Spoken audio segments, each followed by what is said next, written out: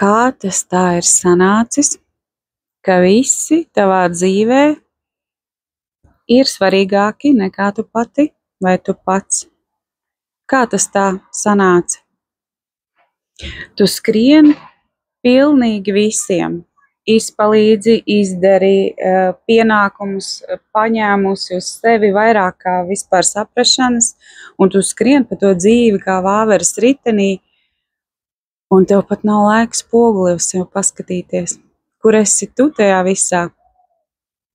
Un kur ir tavas vēlmes vai tavas vajadzības? Viss, ko tu vari paspēt, atļauties izdarīt, ir maksimums padzert kaut kādus vitamīnus, lai galīgi nenobrūk, vai ne?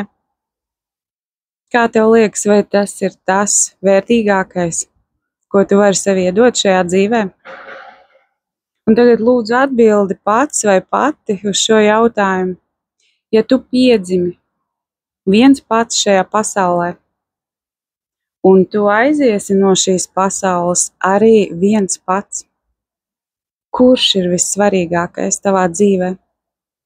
Kurš būtu jāliek pirmajā vietā un kurš būtu jāvērtē visvairāk?